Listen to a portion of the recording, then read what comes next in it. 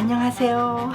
초보자님부터 박사님까지 모시며 6,000년의 음악 역사를 가장 쉽고 재밌게 강의하는 닥터 정 프렌치입니다. 오늘의 강의는 클래식 음악 역사에서 감옥에 갔다 온 유명한 음악가들을 모시겠습니다. 전혀 몰랐던 사실에 많이 놀라실 겁니다. 전 세계 팝 재즈 가수들은 마약도 하고 여러 이렇게 범죄와 관련되어 감옥 가는 경우가 종종 있죠. 그런데 클래식 음악가 범죄자들은 없나요? 많이 있습니다. 과연 그들은 누구며 또 무슨 죄로 감옥에 갔나 알아볼까요? 소크라테스가 사약을 받기 전 목욕 제기를 하고 제자와 친구들 앞에서 죽음을 맞이했습니다. 그 친구가 너무 슬퍼 펑펑 울자 여보게 친구 너무 슬퍼하지 말게 난 죽음을 기쁘게 맞이하네. 인간은 불멸의 영혼을 가지고 있거든. 그 영혼은 사운드와 관련되며 하모니를 만드는 본질이지. 고로 사운드는 영혼처럼 불멸하며 악기가 부서진다 해도 그 악기에서 나온 소리는 영원히 존재하는 것일세. 그래서 우리가 가지고 있는 영혼을 양성해야 해. 잘 있게나. 소크라테스 제자 플라톤이 그 대답을 그대로 받아 적은 책이 파이돈입니다. 종교를 떠나서 정말 심오한 자연 철학이죠. 음악인들은 연습을 수백 번 수천 번 합니다. 그 과정에서 실력만 느는 것이 아니라 인내심, 겸손, 그리고 영혼을 성숙하게 만들며 지혜도 생겨난다고 봅니다. 다음은 요한 세바스찬 바흐. 바흐가 감옥에 갔다 왔다니 놀랍죠? 공식 문서에는 해고 문제에 무리를 일으켰다 하고 적혀 있습니다. 그는 바이마르 공작에게 고용된 올게니스트였습니다. 그거 전속 카펠 마이스터가 나이가 들어서 세상을 떠나자 오, 드디어 10명의 새끼들을 제대로 먹일 수 있게 됐어 하며 기뻐했습니다. 카펠 마이스터는 교회 악장을 말하죠. 그런데 공작은 바흐 대신 실력이 형편없는 자신의 아들을 그곳에 앉힌 것입니다. 뚜껑이 열린 바흐는 바이마르 공작의 조카 아우구스트에게 달려갔습니다. 이럴 수가 있습니까? 억울합니다. 걱정 말게. 코텐 궁정의 마이스터 자리가 나와 있어. 그는 바흐를 바이마르 공작의 왼수인 쾌텐 궁정 영주 네오폴트에게 소개를 하죠. 바흐, 자네를 이곳 카펠 마이스터로 채용하겠네. 빨리 이동하도록 하게. 바흐, 어딜 가려고? 네가 감히 나의 적과 놀아나? 바이마르 공작은 바흐가 아무 활동을 하지 못하도록 30일간 그를 지하 감옥에 딱 가둬놨습니다. 중세기나 이 바로크 시대의 그 교회에 가보면요, 지하실에 어마한 지옥이 아니라 감옥이 있습니다.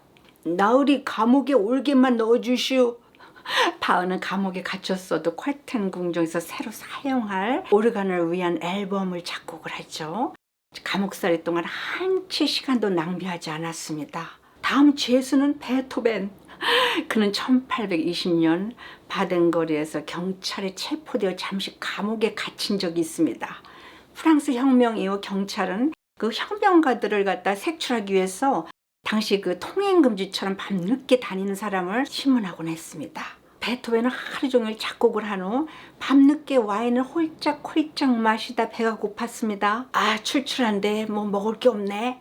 작곡할 때 하도 앉아있어서 엉덩이에 구멍이 난 몸빼 바지를 입고 까치머리를 하고선 먹을 것을 사러 동네로 나갔는데 경찰에게 딱 걸린 겁니다. 신분증 좀 볼까요? 신분증은 나야, 베토벤. 이 양아치 거지를 당장 체포해라. 내가 정말 베토벤이라고. 베토벤은 난동을 부리기 시작했고 경찰은 그를 포박해서 감옥에 집어넣습니다. 당시 귀족들에게 괴테보다 더 대우를 받던 베토벤에게는 아주 치명적 상처였으며 그때부터 그는 옷을 잘 챙겨 입고 다녔습니다. 다음은 슈베르트. 그는 시인, 작곡가, 연주가, 문학가, 이 아티스트들이 모이는 슈베르티아데를 발족해서 가끔 저녁마다 잘 사는 친구들 집에서 콘서트를 열었는데 그 모임에는 혁명가들도 꽤 있었습니다. 음악회를 마치고 4명의 청년들이 밖으로 나오자 경찰은 바로 그들을 체포하려고 들었습니다.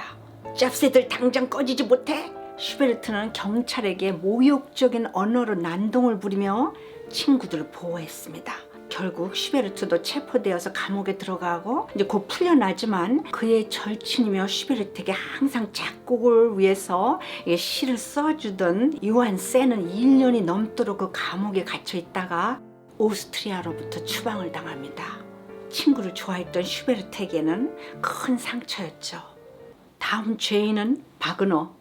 반유대주의자였던 그는 혁명 활동으로 인해서 몇 년간 그 망명 생활도 하지만 친구들 돈을 떼먹고 수배되기도 하였습니다. 그를 입혀주고 재워주며 집까지 준 그 유명한 지휘자 한스 폰 웰로의 그 부인이자 그 리스트의 딸 코지마와 스위스로 야밤 도주 여러 번 그 수배 명단에 오르내리며 감옥을 왔다 갔다 하지만 권력 있는 자들 뒤에 줄을 서서 감옥에서 잘 빠져다녔습니다. 다음은 베를리오즈. 절세미인이며 당시 유명한 피아니스트 마리모크, 까미유라고도 부르죠. 그녀와 약혼을 하였습니다. 프랑스에서 최고 음악가로 상을 받은 베를리오즈는 곧 이태리로 유학을 떠났고 얼마 안 돼서 약혼녀 부모로부터 파혼 소식을 전해 듣게 됩니다. 자신을 배반한 분노를 참을 수 없었던 이 베를리오즈는 그녀와 남편 그리고 그녀의 어머니를 암살하기 위해서 총 2자루 그리고 한여 복장을 구입했습니다. 그런데 이태리와 프랑스 사이 국경에서 마차를 갈아타다가 그만 총과 그 여성 복장의 옷이 들어간 가방을 마차에다 놓고 내린 것입니다. 마부는 경찰에 바로 신고했고 그는 프랑스 국경 감옥에 들어갔지만 경찰은 그가 프랑스 최고 음악가 상을 받은 베를리오즈라는 걸 알고 그 다음부터 더 이상 의심하지 않고 그를 풀어줍니다. 르레트 알라비 생명으로부터 복귀라는 음악을 작곡해가지고 자신의 그 새로운 삶을 축하합니다. 사회주의 러시아에서 미국으로 망명하는 스트라빈스키가 체포된 이유는 미국 애국가를 편곡한 것입니다. 당시 미국은 콘서트, 공연, 극장, 스포츠 게임을 시작할 때 그 국가 프란세스 스캇키가 작곡한 Star Spangled Banner를 이렇게 오프닝으로 했습니다. 별이 빛나는 깃발이라는 뜻이며 성족이라는 것이죠. 1943년 스트라빈스키는 미국 보스턴 오케스트라의 첫 콘서트를 하게 되었습니다. 그는 가감하게 미국 국가의 하모니를 편곡해 콘서트 전 오케스트라가 연주를 했습니다. 객석에서 그 묘한 하모니를 들으며 국가를 부르던 미국인들은 미국 국가가 묘하게 바뀌었어요. 당장 보스턴 경찰에 신고를 하고 말죠. 당신은 미국 국가를 불법으로 편집해 애국가를 요상한 소리로 변질시켰어. 당신을 미국 국가 변조죄로 체포하겠어. 솔직히 그 하음이 훨씬 낫지 않소? 편집을 전부 삭제, 벌금을 물고 감옥에서 나오게 되죠. 나중에 안 사실이지만 오히려 경찰이요 이 법령을 잘못 해석한 것입니다. 멜로디를 고치는 것이 불법이지 스트라빈스키가 고친 것은 화성이었어요. 이 머그샷은 그 당시 미국 비자 신청 때 누구나 찍는 머그샷이었는데 그의 편곡 범죄자 그 머그샷으로 나돌고 있습니다. 스트라빈스키는 1939년에 미국에 이민 와서 1940년 4월 15일에 비자 신청을 했고 편집 그 사건은 3년 후에 1943년이었습니다. 다음 범죄자는 에릭 사티예요. 사티는 스티브 잡스처럼 같은 양복을 12벌이나 맞춰 하나가 낡거나 더러우면 그 다음 것으로 입었으며 흰색 음식만 먹었습니다. 파스타, 양파, 쌀, 배, 흰 생선, 흰 우유, 흰 치즈. 그는 폭행죄로 8일간 감옥에 갇혔었는데 그 이유는 이렇습니다. 러시아의 발레 기획자 세르게이 디아길레프는 그 장곡도에게 발레 극본을 써달라고 부탁합니다. 옳지, 잘 됐군. 요즘 피카소가 세상에 뜨는데 많은 사람들이 그의 작품을 절대 이해를 못하고 있어. 내가 멋진 작품으로 그것을 이해시켜주지. 발레는 디아길레프, 극본에 내 이름 장곡도, 무대 장식은 피카소 큐비즘, 그리고 음악은 그 흐리 멍텅한 소리를 잘 내는 사티로 하자. 이야, 엄청 대박이 나겠어. 드디어 작품이 완성돼 무대에 섰습니다. 그런데 개봉날 객석에 있던 평론가가 그의 작품에 초를 칩니다. 그건 작품이 아니라 술찬 예술가꾼. 그 소리를 들은 에릭 사테는 열불이 나서 바로 무대에서 뛰어내려와 그의 얼굴에 주먹을 날렸고 공연장은 순식간에 아수라장이 되었습니다. 사테는 폭행죄로 감옥에 갇히고 말았습니다. 그 덕분에 바로 스타덤에 오른 자가 있었습니다.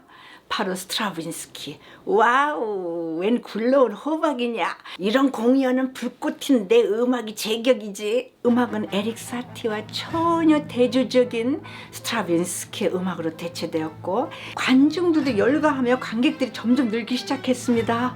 아이러니하게도 그 스트라빈스키의 작품 봄의 제전이 초연되었을 때 또 아수라장이 되고 말죠. 이게 음악이냐 소음이지, 티켓값도 올려줘. 고전적인 음악에 귀에 익숙했던 미국인들은 스트라빈스키나 이 쉔베르크의 음악에 아주 거슬렸습니다. 그때 대박난 사람은 미국 이민자들의 신금을 울리는 라흐마니노프 협주곡 2번과 3번. 낭만파 시대 유일하게 감옥 간 여성 음악가 에델 스미스. 이 여성은 동시대 그 클라라 슈만 그리고 멘데스존의 시스터 그 피아니스트 파니 뒤를 달리던 유능한 음악가였습니다. 그런데 왜 잘 알려지지 않았을까요? 그녀는 여성 참정권 운동에 가담 못된 정치인의 집 창문에 큰 짱돌을 던져서 옥살이를 가게 된 겁니다. 그 당시 유명한 지휘자 토마스 그 비참이 그녀를 위문 갔을 때 이렇게 썼습니다. 그녀는 감옥 안에서 칫솔을 들고 지휘를 하고 있었고 수감자들은 그녀가 작곡한 여성 행진곡을 목청이 터져라 하고 불러댔습니다.